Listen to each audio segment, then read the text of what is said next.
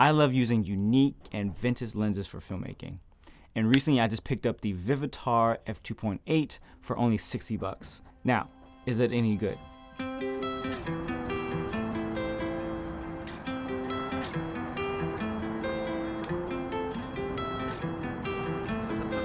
use my strap for a little extra.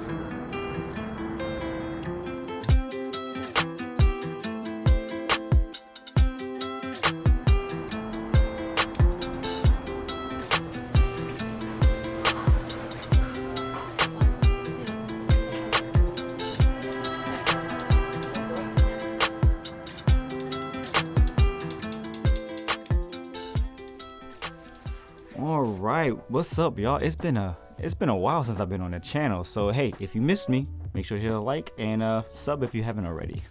So the Vivitar 28 f2.5 has a bit of a cult following. So I found this lens while I was on Instagram scrolling through, and I followed this page called Lens Addiction. Fantastic page.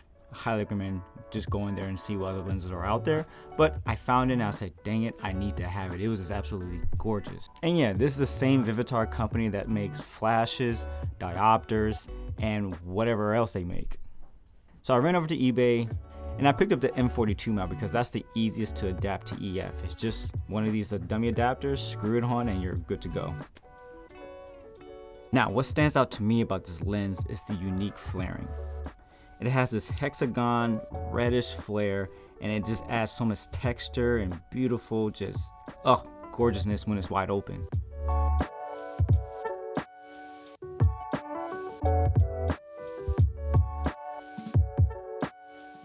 Now overall the image is pretty soft wide open, so you'll probably have to step down to f4 or f5.6 to get anything like really sharp, but the center of it's sharp, and then it has this nice pleasing focus roll off, which just screams a lot of character to me.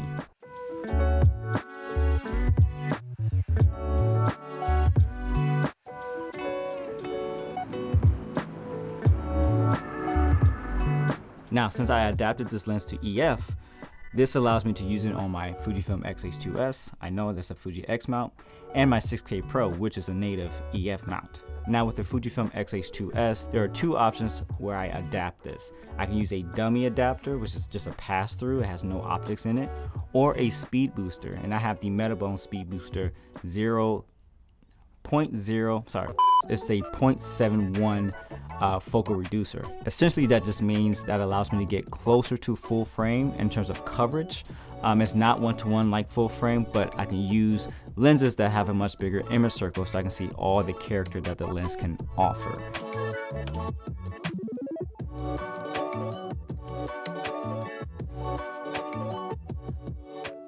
And again, with my 6K Pro, there's no adapter needed. I just put it right onto the camera. Now, in case you didn't know, I do have another YouTube channel called Cine Dailies, and I actually made a video with another famous lens, which is the Helios 44M4, and I just loved how that looked with the speed booster and the Xh2s. So if you haven't seen that video, make sure to head over to my channel and just drop a sub and a like. If you want to see more stuff like this, lens reviews, or just the filmmaking process, that's the place you want to be. So just want to plug that in here. Now overall, the build quality of this lens is pretty impressive actually.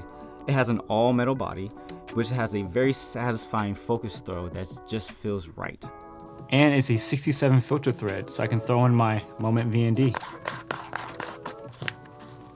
Now, something to note when buying older lenses, especially cheap lenses on eBay, make sure to read the details in the description. Sometimes the owner will list out all the things that are probably wrong with it.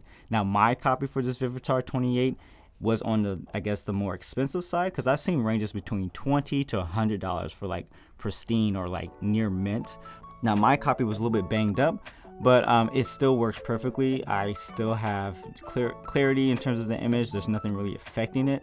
There's no fungus or anything like that, but if there was, I know how to service that myself.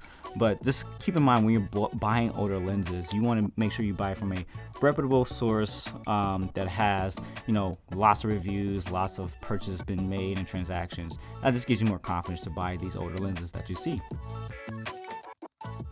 Now, if I was to compare this lens to another lens that's out there, This is sort of like a cheaper version of the Canon NFD lenses. It has a lot of the same characteristics, but I think the build quality of this lens is much better since it is all metal, and you'll find a little bit of those softness, those how it blooms, sort of the highlights. So yeah, if you were to actually look for a sort of equivalent focal length to this, the 24 Canon NFD goes for around $100 to like almost $400, so you have a much more wider range. So this has similar characteristics of that lens in my opinion, and so you will pretty much find it very close if you want to kind of pick up this lens rather than that lens.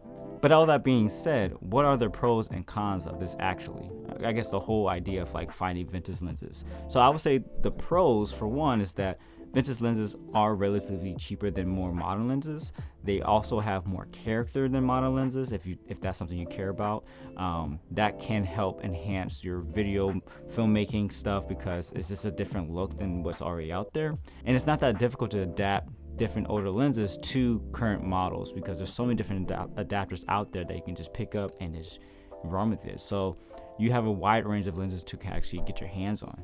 Now, on the flip side of that, for those who are serious about filmmaking, we have this thing where when you buy lenses, you want to buy them in sets. And basically what that is that you have a wide range of lenses that are of the same family and cover a lot of different focal lengths in terms of primes. So you would normally have a wide angle lens, a standard lens, a semi-tele lens, and a telephoto lens. So you'll have like 5 to 4 sets of lenses that allows you to have a wide range of coverage, but also they all have similar looks across the board.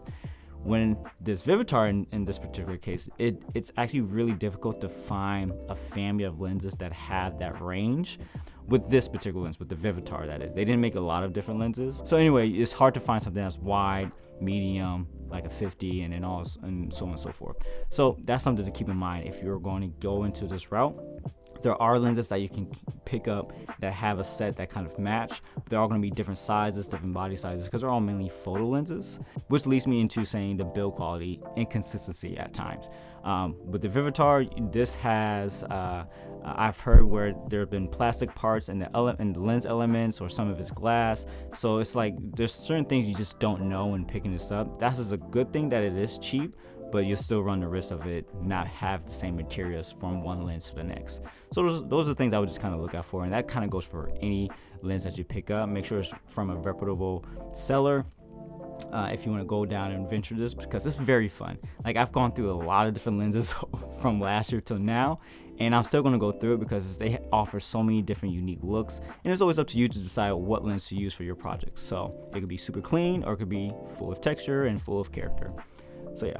Well, that wraps it up for this video, guys. Let me know what lens should I test out next. I know there's a ton of out there, and I'm sure all of you have been playing with different types of older lenses as well. So drop them in the comments below, and make sure, again, like and subscribe for this video, and I'll catch you guys on the next one. See ya.